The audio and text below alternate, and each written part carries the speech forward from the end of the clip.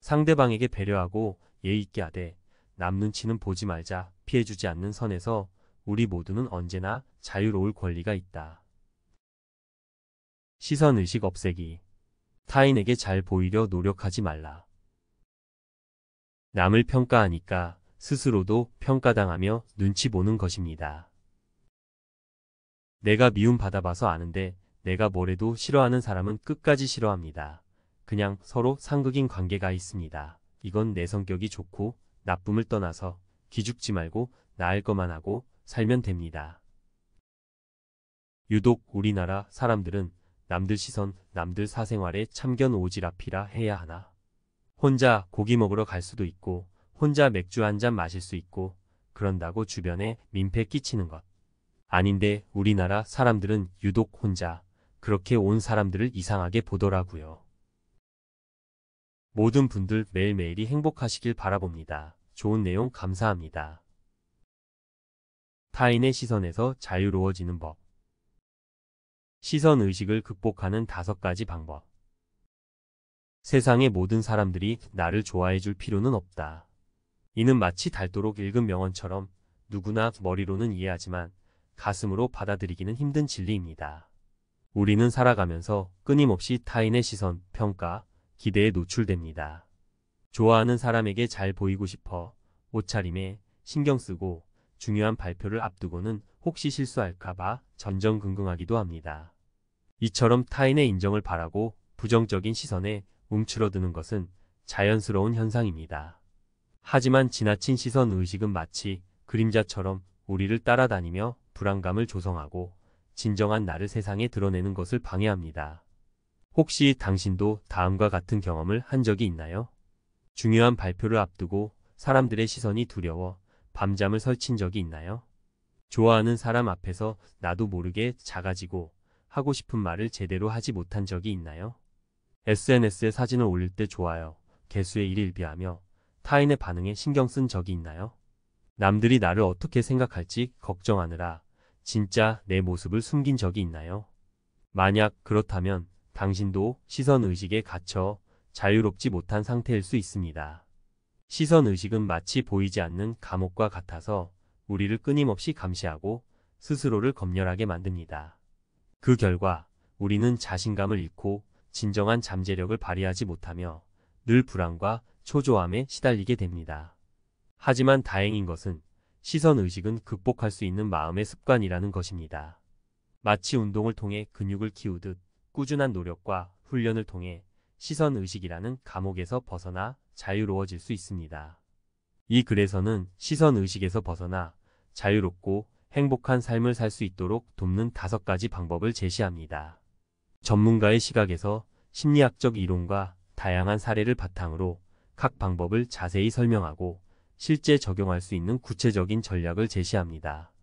마치 친절한 길잡이처럼 이 글이 당신을 시선의식이라는 어두운 터널에서 벗어나 밝은 세상으로 이끌어줄 것입니다. 자, 이제 함께 자유를 향한 여정을 시작해 볼까요? 1. 시선의식의 근원 이해하기. 왜 우리는 타인의 시선에 갇히는가?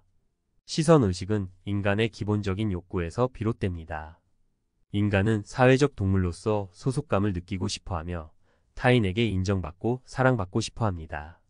이러한 욕구는 생존과 번영을 위해 필수적이었지만 현대 사회에서는 오히려 우리를 올가매는 족쇄가 될 수 있습니다. 심리학자들은 시선의식이 낮은 자존감, 불안감, 완벽주의 성향 등과 관련이 있다고 말합니다.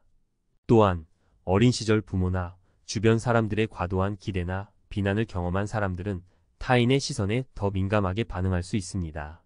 사례 1. 어린 시절부터 부모님의 기대에 부응하기 위해 노력했던 어씨는 항상 타인의 평가에 신경을 곤두세웁니다. 좋은 대학, 좋은 직장, 좋은 배우자를 선택해야 한다는 압박감 속에서 어씨는 자신이 진정으로 원하는 것이 무엇인지 잊어버렸습니다. 어씨는 타인의 시선에 맞춰 살아가느라 지쳐가고 있으며 불안감과 우울증에 시달리고 있습니다. 2. 자기 자신에게 집중하기.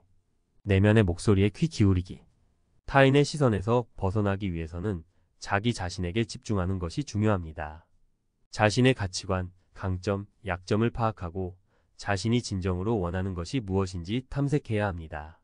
마음챙김 명상, 요가, 저널링 등은 자기 인식을 높이는 데 도움이 되는 활동입니다. 또한 자신에게 긍정적인 메시지를 전달하고 작은 성공 경험을 통해 자신감을 키우는 것도 중요합니다. 사례 2. B씨는 항상 주변 사람들의 시선을 의식하며 자신을 꾸미고 행동했습니다. 하지만 어느 날 B씨는 마음챙김 명상을 통해 자신의 내면에 집중하기 시작했습니다.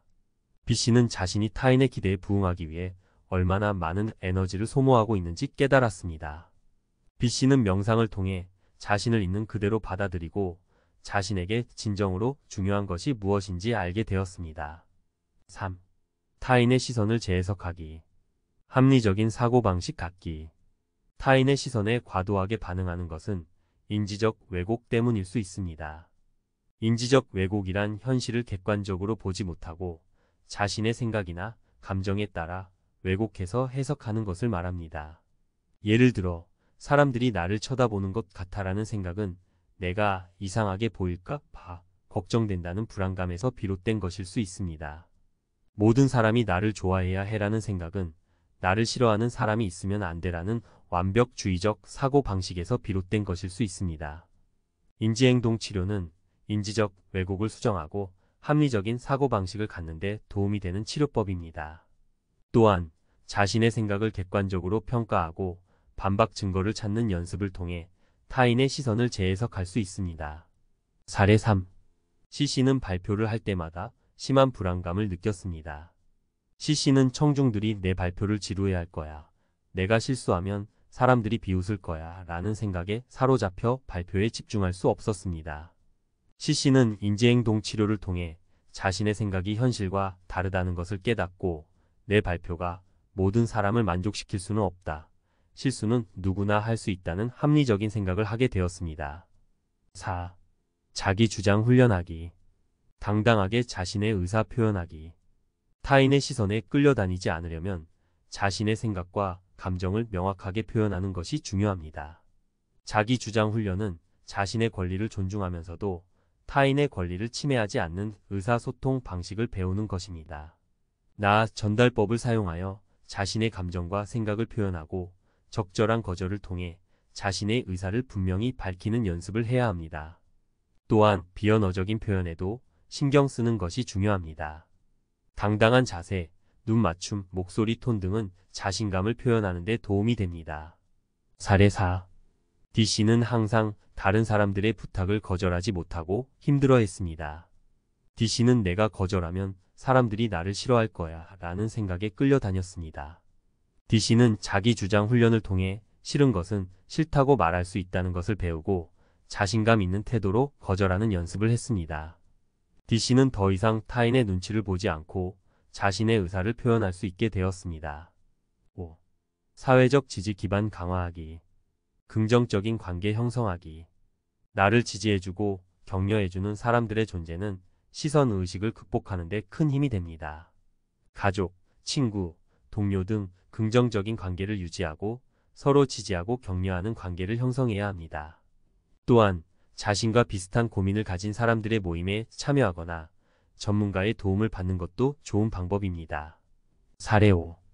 E씨는 SNS에서 타인의 멋진 모습을 보며 자신과 비교하고 열등감을 느꼈습니다.